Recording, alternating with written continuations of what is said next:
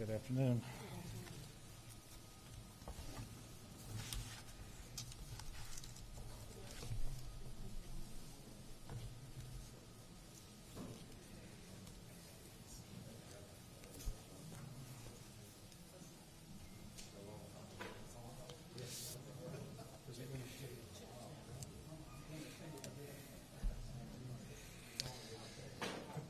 Good afternoon, everybody. As you can see, I have a number of folks here with me this afternoon, and at the conclusion of my remarks, we'll take questions, and certainly they're going to be available to answer any questions you might want to direct to them or that require their knowledge. Unfortunately, there's not been a lot of change in the forecasted track or intensity of Hurricane Ida since our last press conference yesterday afternoon. So we're still looking at a very strong Category 4 hurricane making landfall, likely in Terrebonne Parish, tomorrow afternoon or evening. Now, the forecasted landfall is for 7 p.m. What I want to make sure people understand is that's the point at which the leading edge of the eye wall will cross from the Gulf onto land. At that point in time, about half of the storm is already over land. So don't listen to that and think you have until 7 o'clock tomorrow evening, but before the storm itself is going to be over land. That is not so. The wind speed at landfall is projected to be sustained in the neighborhood of 140 miles per hour. This is a very strong storm. Ben Schott of the National Weather Service is not here today. He is in New Orleans. He is working extremely hard, but I do have some of the most recent slides to put up and share with you. One of the things that you're going to see is just about the entire state is under some type of warning or watch. And so everybody out there needs to be very careful. I don't want folks who are further inland to be caught off guard because there's a potential for 110 mile per hour sustained winds as far north as the Louisiana-Mississippi line, but also from Lafayette through Baton Rouge to New Orleans and all points south, including the river parishes. And I would point out that 110 mile per hour wind, that is Category 2 strength winds. So that's a Cat 2 hurricane there. And so while the storm will weaken after it makes landfall, it is such a strong storm at the outset that it's going to be extremely powerful as far north as Baton Rouge and even further. We expect storm surge of 10 to 15 feet between Morgan City and the mouth of the Mississippi River, from 7 to 11 feet from the mouth of the river to Ocean Springs, Mississippi. And so if you just look at that geography, the storm surge will impact St. Mary Parish, Terrebonne Parish, Lafourche Parish, Jefferson Parish the most. But there will be impacts well away from that, and certainly Plaquemines Parish and St. Bernard will be challenged with storm surge as well. 8 to 16 inches of rain with locally higher amounts possible. And that higher amount could be 20 or more inches, and that's Sunday through Tuesday. And as a result, and by the way, there's a big confluence of all of these areas, but again, stretching from Lafayette through Baton Rouge over to New Orleans and points south, that's where they're expecting the heaviest rainfall. And you hate to make comparisons with other storms because every storm is different, but remember that last year with Laura, we had very strong winds extending through most of the state because of how strong it was and how large that storm was. Well, we're going to see something very similar with Hurricane Ida. With the rain amounts that I just mentioned, flash flooding is a very real concern, and this is a very large storm. One of the things the National Weather Service told us that from the center of the storm extending eastward, it could be up to 160 miles, and then another 120 or 130 miles over to the west. So you're looking at something that could be 300 miles long.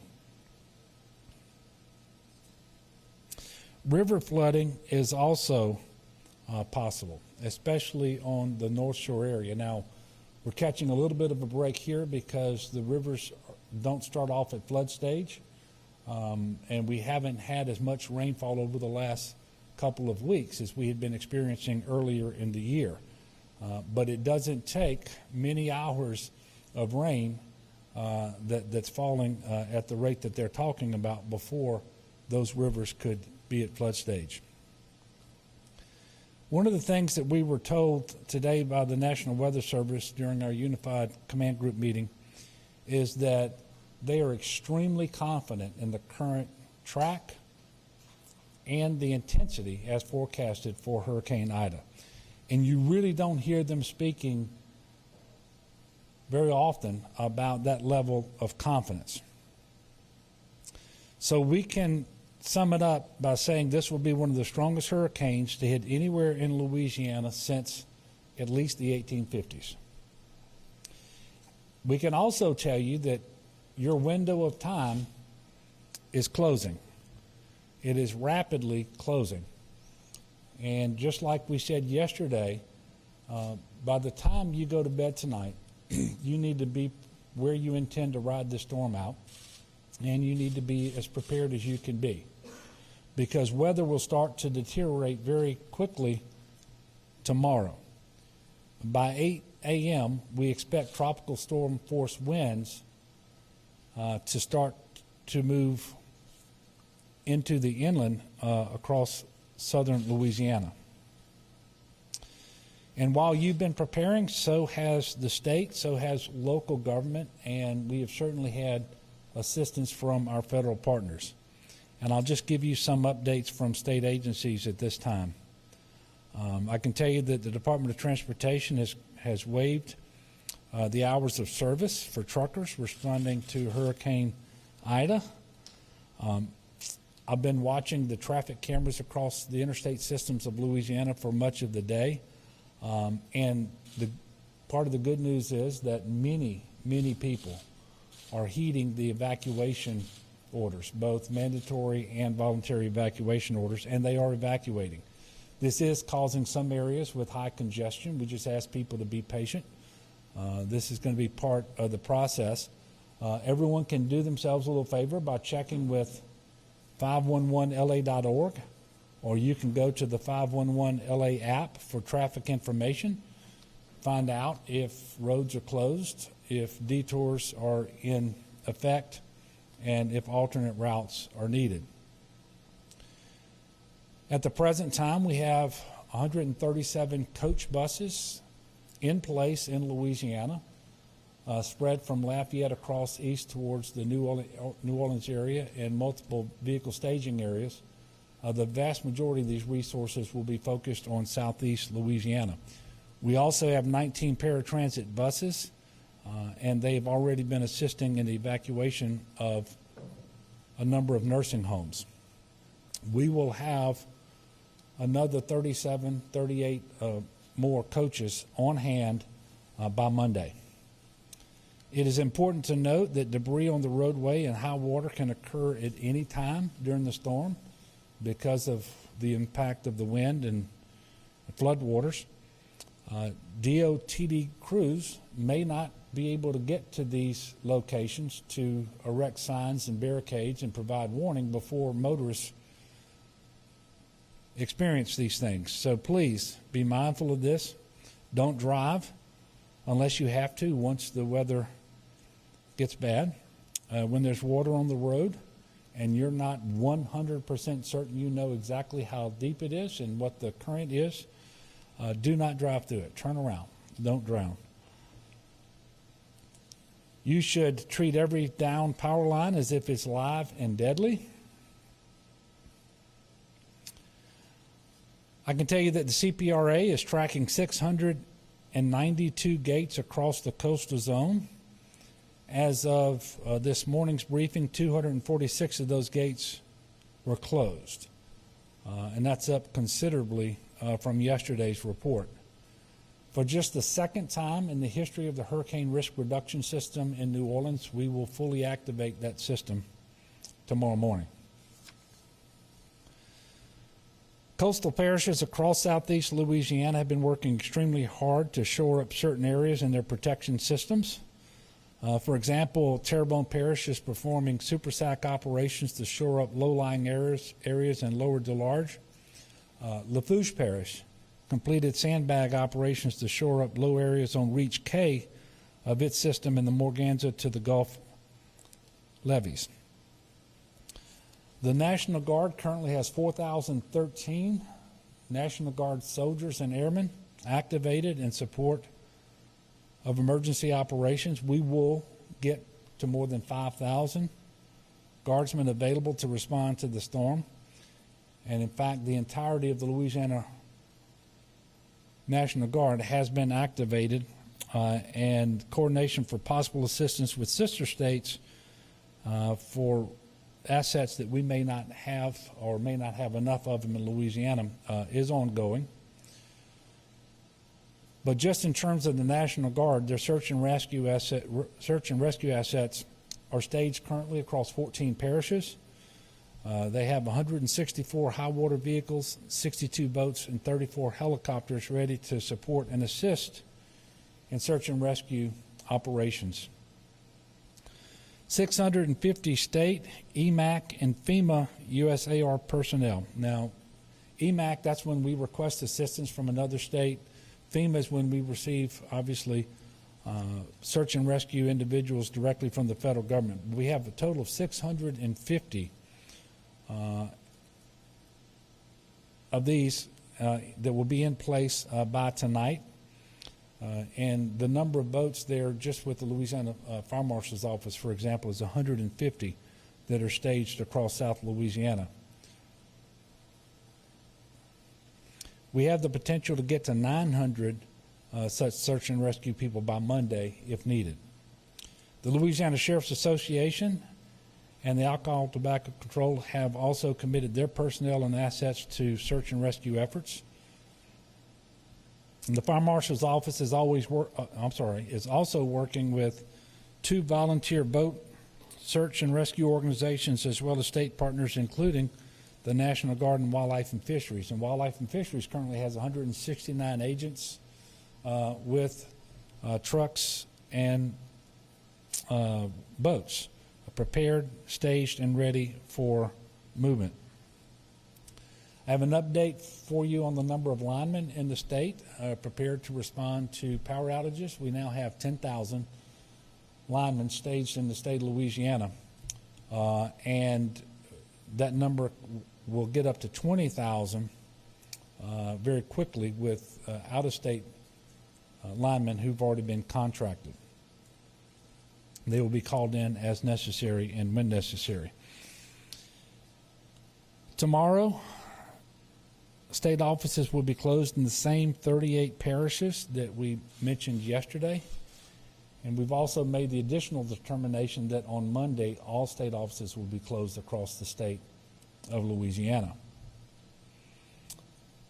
Gave you a break. I didn't want to have to read through 38 parishes. As of 6 a.m. today, shelters began to open across the state of Louisiana. We have just a few dozen people in state shelters at the time. Right now, any individual looking for shelter in a parish that is called for an evacuation, look first to the shelters in your parish. So contact your Office of Emergency Preparedness. And you can also text LA Shelter to 898-211, or you can just dial 211 to get shelter information. If you need to find out how to contact your parish Office of Emergency Preparedness, you can get that information under contacts at getagameplan.org. You can also get that information by going through the 211 system, as I just mentioned. So you can text LA Shelter to 898-211 or call 211. If you can stay with friends or family outside of your area, if you're evacuating, that's wonderful. You need to have conversations about that process and any COVID-related concerns ahead of time. I would urge people that if you're evacuating, perhaps from coastal Louisiana, don't have as your destination, if at all possible, a location in the Baton Rouge or Lafayette areas. The storm intensity, the amount of rain that we expect to get, the wind, as I mentioned earlier, is just too strong in these areas, so please evacuate further west, further north than the Lafayette, Baton Rouge area if at all possible. When you evacuate with essential items you're going to need if you're away from home for an extended period of time, including food, water, PPE, medicine, your pets. If you have questions about what you need to do to prepare to evacuate, to include any oxygen needs that you might have because of a health issue, you can call 211. I don't have all the COVID numbers for you today because it's a Saturday. We don't typically report them. What I can say is currently we have 2,450 individuals hospitalized across the state of Louisiana with COVID-19. And I'm very thankful that that's a drop. That's a drop of about 20% in the last 10 days.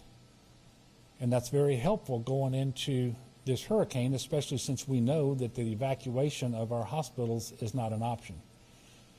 But that still puts us in a very precarious position because that 2,450 people is still higher than the amount we had hospitalized at any time in the 3 surges prior to the current 4th surge. And as I close out and prepare to take your questions, I just want to talk to the people of Louisiana. I know that tomorrow, for many people, is a very difficult anniversary. It is the 16th anniversary of Hurricane Katrina. I'm also aware that it's very painful to think about another powerful storm like Hurricane Ida making landfall on that anniversary. But every storm is different. They all bring their own challenges. But I also want you to know that we're not the same state that we were 16 years ago. We have a hurricane risk reduction system in place because of the generosity of the people of the United States of America that we didn't have before. And outside of that hurricane risk reduction system, we also have tremendous investments in protection across South Louisiana with levees and gates and pumps. And having said all that, this system is going to be tested. There's no doubt. The people of Louisiana are going to be tested. But we are resilient and tough people. And we're going to get through this.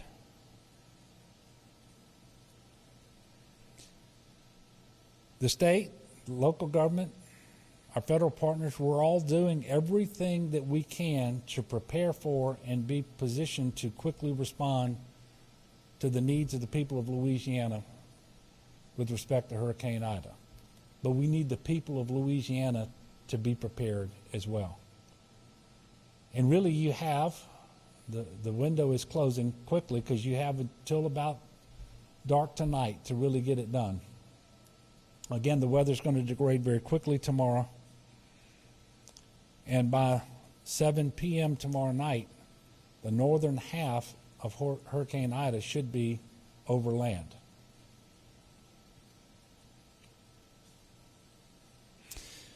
Please monitor the weather. Pay close attention to local authorities. Heed their guidance. Be safety-minded. Many people are going to lose electricity. That electricity can be out for a long time. And yeah, the absence of air conditioning can just make you uncomfortable. But if you get out there and you work too hard, you can end up, and you don't have an opportunity to cool off, you can end up with heat exhaustion. If you operate a generator in a way that's not safe, you can die from carbon monoxide poisoning. If you try to operate machinery like a like a chainsaw, for example, to clean up, and you're not accustomed to that, if you get up on a roof and you fall, all of these things, I'm saying these things because this is what's happened in the past, where the loss of life has resulted more from post-storm activities than from the storm themselves. So let's prepare, let's pray, let's be safe, and let's help one another. So please check on your elderly neighbors. Call your elderly relatives. If you've got special needs individuals who live around you, make sure you take a little time and check on them as well. So with that, I'll take questions. I'll say we intend to do a press conference again tomorrow at about 2 o'clock.